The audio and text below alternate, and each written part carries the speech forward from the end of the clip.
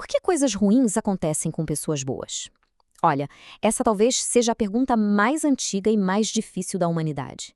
E poucas histórias mergulham tão fundo nessa questão quanto a de um homem chamado Jó. Sabe quando a gente fala, nossa, tem que ter a paciência de Jó para aguentar uma fila de banco ou um trânsito impossível? Pois é, a gente usa essa expressão o tempo todo, quase que sem pensar. Exato. Essa frase virou sinônimo de uma resistência quase sobre-humana. Mas a história real por trás dela?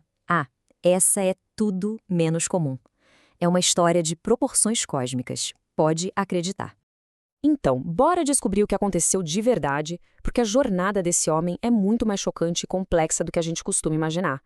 E só para avisar, é uma história bem intensa. Bom, para começar, a gente precisa conhecer o nosso protagonista. Quem era esse tal de Jó e por que a história dele continua ecoando com tanta força até hoje? Então veja bem, Jó não era só uma pessoa boa. Ele era, segundo a própria narrativa, o melhor dos melhores. Pensa só, o cara mais rico da sua região, uma família enorme, próspera, e o mais importante de tudo, o próprio Deus o descreve como um homem íntegro e reto. Guarda bem essa informação, porque ela é a peça central de todo esse quebra-cabeça. E é agora que a história dá uma virada de 180 graus. A gente sai da Terra e vai parar lá no céu, onde o destino de Jó está prestes a ser selado, sem que ele tenha a menor ideia do que está acontecendo. Tenta imaginar a cena. Os seres celestiais, os filhos de Deus, estão reunidos diante do Criador. E no meio deles surge uma figura, o Satanás. Mas calma, aqui ele não é bem o diabo com chifres e tridente. Ele age mais como um promotor, um acusador cósmico. E aqui está o pulo do gato. O acusador lança um desafio, na lata. Ele diz, claro que Jó é fiel. Você deu tudo para ele. A fé dele é interesseira. Tira a riqueza, a família, tira tudo e vamos ver se ele não te amaldiçoa na sua própria cara. É basicamente uma aposta sobre a integridade da fé humana. Então, para provar que a fé de Jó era genuína, Deus aceita a aposta e permite o teste. O acusador ganha carta branca para tirar absolutamente tudo de Jó. Só tem uma regra: ele não pode tirar a vida do homem. O jogo terrivelmente começou. O que vem a seguir é devastador. É uma sequência de tragédias tão rápida, tão brutal, que é difícil até de acompanhar.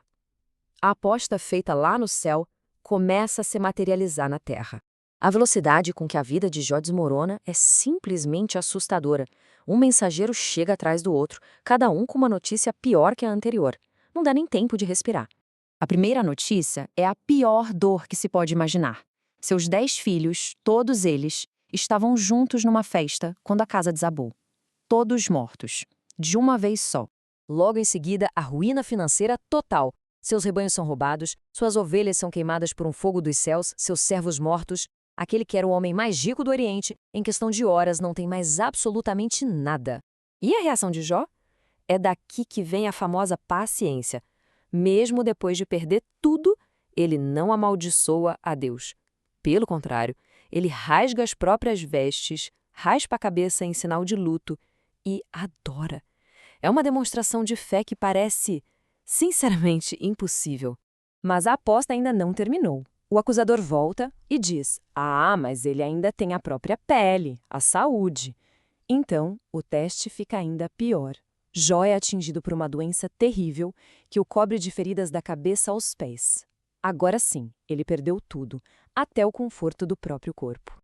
No fundo do poço, coberto de feridas e sentado em cinzas, Jó recebe a visita de 3 amigos. Eles vêm para consolar, mas o que acontece a seguir, vira o coração filosófico de toda a história.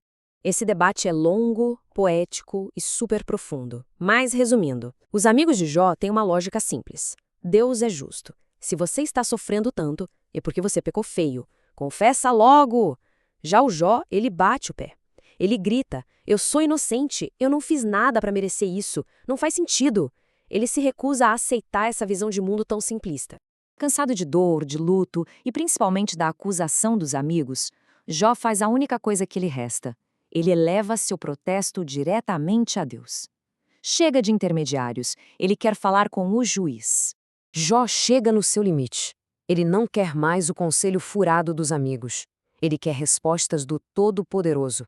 Por quê? Por que eu? O que foi que eu fiz para merecer essa agonia toda?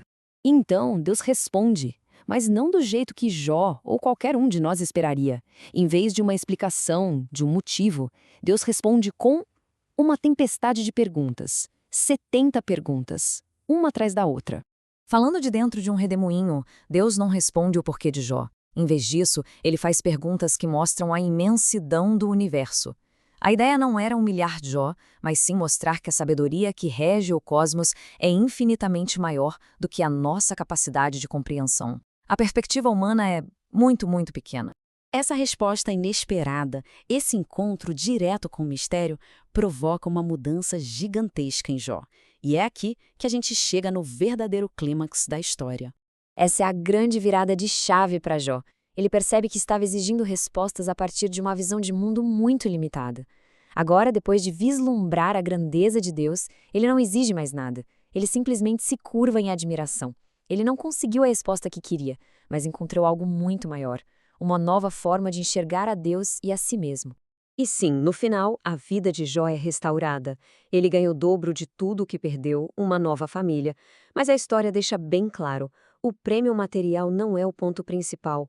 A verdadeira vitória foi interna, a fé dele foi provada no fogo e saiu mais forte, mais profunda, completamente transformada. E no fim, a história de Jó deixa essa pergunta no ar para todos nós.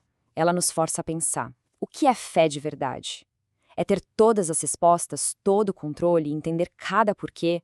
Ou será que a fé é a coragem de continuar caminhando, de continuar confiando, mesmo no meio do silêncio, mesmo sem entender nada?